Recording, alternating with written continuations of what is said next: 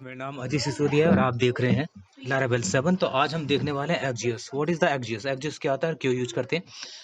Last video में आपने देखा था, ये सब हमने कर लिया था। ठीक है, तो हम इसमें एक्जियोस देखेंगे। तो हमने व्यू राउटर का हम तो यूज कर चुके थे लास्ट वीडियो में, व्यू राउटर हम कर चुके थे। तो यहाँ एक्जियोस देखते हैं। ठीक है, अब हमें रिक्वेस्ट भेजनी है। कहाँ हमें रिक्वेस्ट भेजना है?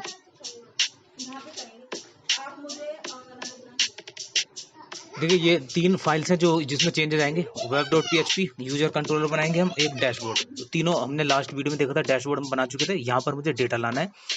तो डेटा के लिए मुझे ऐसा चाहिए कुछ जो बैकएंड से हमारा डेटा आ जाए। तो बैकएंड से डेटा किस तरह से आएगा वो हम देखेंगे। तो सबसे पहले आप देखिए, यहाँ पर मैं एंटर कर जाता हूँ अपने लैरावेल प्रोजेक्ट के अंदर। तो मैं लिखता हूँ PHP आर्टिसन मेक कंट्रोलर। तो इस तरह से आप यूजर कंट्रोलर में क्रिएट कर लेता हूँ, क्योंकि इसमें हम एक्शंस बनाएंगे, हम रिक्वेस्ट सेंड करेंगे। तो कंट्रोलर कंट्रोल करेगा डेटा को। देखिए, यहाँ कंट्रोलर हमारा सक्सेसफुली बन चुका है। तो यहाँ एक फंक्शन बना देते हैं जिसमें हम क्या करेंगे कि डेटा लेकर आएंगे और इस फंक्शन में हम पास करेंगे। तो यहाँ हम कर लेते हैं ऐप, और ये हमारे पास एक है यूज़र। तो इसका हम ऑब्जेक्ट बना के इसका डेटा यहाँ लेकर आएंगे, और जो एक्जियोस होगा उसकी हेल्प से हम जो API है, एक्जियोस जो API है वो क्या करेगा कि वो गेट रिक्वेस्ट सेंड करेंगे हम, और वो ठीक है। तो HTTP रिक्वेस्ट अगर आप करना चाहते हैं और मेथड जो गेट या पोस्ट यूज करेंगे, तो हम एक्जियोस का यूज करेंगे यहाँ पर। तो देखते हैं डेटा को। अब मैं अगर कुछ डेटा लेना चाहता हूँ यहाँ फ्रंट एंड पर, तो कैसे लाऊंगा? तो मैं यहाँ देखिए web.php में मैं यहाँ पर दिखा देता हूँ कि टेस्ट अगर पास होगा, अगर टेक्स्ट से रिक्वेस्ट आएगी तो यूजर कंट्रोलर का जो इंडेक्स फंक्शन है वो कॉल हो जाए। तो मैं यहाँ टेक्स्ट लिख कर देख लेता हूँ ब्राउजर पर। ठीक है, लास्ट में आप पहले ये देखिए, यहाँ ये हमारा ठीक चल रहा है, यानी कि ये हमारा ठीक चल रहा है फिलहाल। ठीक है, तो व्यू राउटर हमने किया था लास्ट वीडियो में। व्यू राउटर जैसे आप देख रहे हैं, URL पर हम क्लिक करते हैं तो पेज जो है जो कंपोनेंट्स हैं व्यू के वो रेंडर होते हैं, मतलब कंटेंट रेंडर हो जाता है। लेकिन आपका पेज रिफ्रेश बार बार रिफ्रेश होता है, वो नहीं होता, लोड नहीं होता है। ठीक है, लोड नहीं होता और कंटेंट हमारा आ जाता है। तो कंटेंट कहाँ से आएगा? वो तो आपको लिंक पर क्लिक करने के लिए तो हम एक्जियोस का यूज़ करेंगे। एक्जियोस से क्या होगा? अब देखिए, यहाँ पर हमारे पास क्या आ गए, ये तीनों। अब देखिए, हमारे पास डेटा ये आ चुका है। ठीक है, तो एक्जियोस से हम क्या करेंगे, एक देखिए हमें जल्दी में क्या करता हूँ, देखिए यहाँ सॉरी एक्जियोस अभी हमने यूज किया। यहाँ हम चेक करें कि हमारा डेटा आ रहा है नहीं आ रहा है। तो हमने यहाँ यूजर से डेटा ले लिया है। ब्राउजर पर आप देख सकते हैं ये हमें डेटा मिल गया। तो अब ये जो होगा, रिक्वेस्ट कहाँ जाती है? ब्राउजर पर। ठीक है, एक्जियोस की रिक्वेस्ट जो आती है ब्राउजर के लिए आती है, और वहाँ से वो ठीक है बैकएंड से जो डेटा आ रहा है वो तो हमने कंप्लीट कर लिया। अब वो डेटा हमें यहाँ लेकर आना है। तो बैकग्राउंड में रिक्वेस्ट भेजेंगे, जैसे कि आपने एजेक्स में काम किया होगा। एजेक्स में आप एजेक्स से बैकग्राउंड में रिक्वेस्ट सेंड करते थे। और देखिए, कंट्रोलर में जब ये एक्शन बनाया, वहाँ पर डेटा हमने उसको सेट कर लेंगे, या तो रिटर्न करा लेंगे एरे में, या करा लेंगे हम जेसन में। ठीक है, वो रिक्वायरमेंट डिपेंड करता है कैसे करना चाहते हो। यहाँ मैं एक टेबल क्रिएट कर लेता हूँ, जर्नल। आपको पता है टेबल तो आपको बनानी आती है, जो डेटा आएगा मैं इसमें टेबल में शो कराना चाहूँगा। तो नॉर्मल एक टेबल है, ये कंप्लीट कर लेंगे। तो लास्ट वीडियो हमने व्यू राउटर जो देखा था, उससे हमने क्या किया था कि हमने लिंक बनाए थे। लिंक्स मतलब कि हम एक पेज से दूसरे पेज पर कैसे जाएंगे, या वो कंप्लीट किया था। अब हम एक्जियोस का यूज करते हैं, क्योंकि वहाँ लिंक तो आप काम कर रहे हैं, ठीक है ना, वो कंपोनेंट्स को रेंडर कर रहे हैं। बट डेटा हमें अगर लाना है बैकग्राउंड से, बैकएंड से, तो हम कैसे हम यहाँ पर शो कराएंगे? फ्रंट एंड में। ठीक है, तो फिलहाल ये चल रहा है हमारा फ्रंट एंड का काम। आज हम बैक एंड का भी थोड़ा देख लेते हैं। तो यहाँ टेबल हम क्रिएट कर लेते हैं, और एक्जियोस से हम जो है भेजेंगे गेट रिक्वेस्ट। तो गेट रिक्वेस्ट से क्या होगा, जैसे आपने पहले भी एजेक्स रिक्वेस्ट तो हमने की होगी पक्का। ठीक है, अगर आपने PHP में काम किया, एजेक्स रिक्वेस्ट सेंड करते थे, वहाँ से डेटा एक्सचेंज कर रहे थे, ठीक उसी तरह से आप ये एक्जियोस से। ठीक है, डिटेल हम आने धीरे धीरे आगे डिटेल ही पता चलाएंगे। अभी आप दिख रहे हैं, इतना ही काफ़ी आपको। तो हम मैं आज दिखाना चाह रहे हैं कि एक्जियोस से आप कैसे यूज करके कैसे रिक्वेस्ट आप भेजेंगे, और वो डेटा लेकर आएगा आपके फ्रंट एंड पर शो कर देगा। तो आइए चलते, देखिए ये कंप्लीट होगा हमारा टेबल।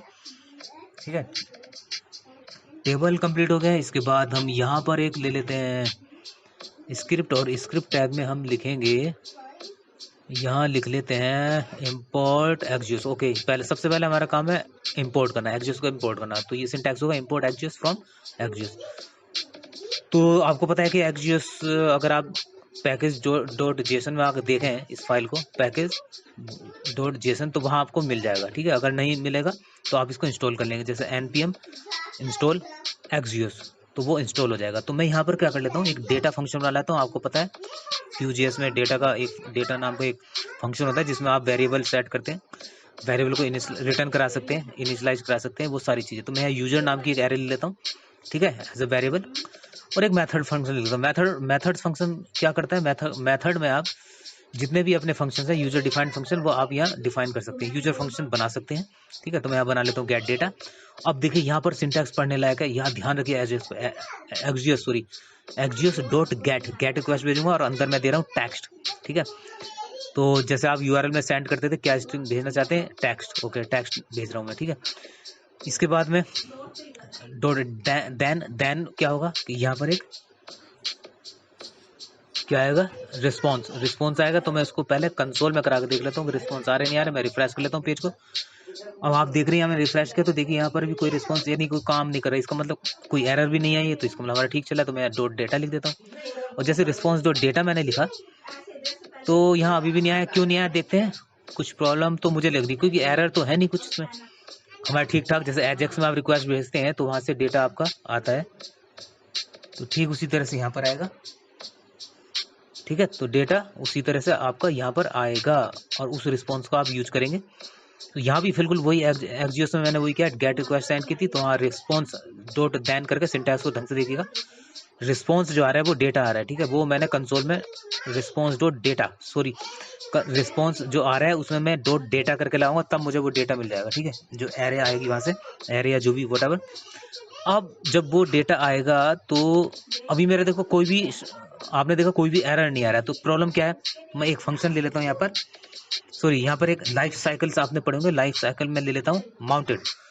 उस माउंटेड में मैं इस फंक्शन को कॉल करा लेता हूँ, क्योंकि अभी तक हमने फंक्शन को कॉल कराया नहीं है, तो कहाँ से वो कुछ जो है डेटा आपको शो कराएगा या एरर कराएगा। तो अब मैं फंक्शन को कॉल कराऊंगा। कॉल कराने का तरीका क्या है, दिस डॉट गेट डेटा, जो ये फंक्शन है इसका आगे दिस लगाएंगे, जैसे PHP में डॉलर दिस लेते थे, यहाँ पर हम खाली दिस लेंगे, ठीक है, only this dot gate data आपका फंक्शन है जो आपने बनाया है मेथड्स में, ठीक है। उसको मैंने कॉल करा दिया। अब कॉल कराने के बाद लाइफ साइकिल्स, आप देखिए लाइफ साइकिल में आपके आने वाले टाइम में बताऊंगा, आप इसको ढंग से कर लीजिएगा लाइफ साइकिल्स, ठीक है। लाइफ साइकिल्स में से एक ये होता है, ठीक है। तो अब देखिए यहाँ पर देखिए हमारे पास ये जी फंक्शन कॉल हो गया और ये हमारे पास डेटा आ गया है, ठीक है, डेटा हमें मिल गया है। तो ठीक है, ऐसे ही आपने एग्जेक्ट, अब मैं कह रहा था जो आपने डेटा के अंदर जो एक एरे ली है यूजर नाम की, मैंने उसको सेव करा देता हूँ। सेव कराने का तरीका क्या है, इसमें के अंदर मैं लिखूंगा रिस्पॉन्स डॉट डेटा, तो ये सारा का सारा डेटा हो जाएगा, इसे यहाँ मिल जाएगा। और डेटा जो रिटर्न कर रहा है तो अब आप उसको अपने कंपोनेंट में यूज कर सकते हो। मैं रिटर्न करा रहा हूँ, क्या रिटर्न करा रहा हूँ, रिस्पॉन्स डेटा को मैं रिटर्न करा देता हूँ, ठीक है। वैसे तो वो डेटा आपका सेव हो रहा है, लेकिन इसकी रिक्वायरमेंट है तो आप,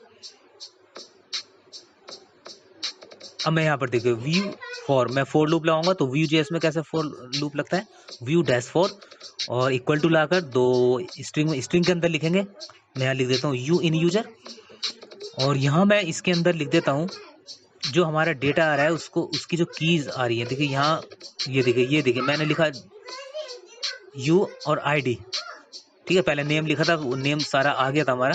मैं ID लिख देता हूँ, फिर नेम लिख देता हूँ, फिर ईमेल लिख देता हूँ। देखते हैं ये तीनों चीजें हमारी हैं टेबल के अंदर आ जाएंगी। ये देखिए डेटा आ गया, ठीक है। तो पेज हमारा कोई भी रीलोड नहीं हो रहा है, ठीक है, सिर्फ कंटेंट जो आ रहा है हमारा वो कंटेंट चेंज हो रहा है, ठीक है। तो जैसे हमने यहाँ यूज किया तो देखिए यहाँ ईमेल, तीनों डेटा हमें आसानी से मिल गया। तो एडवांस में thank you very much, have a nice day. Detail हमें आगे आने वाले वीडियोज में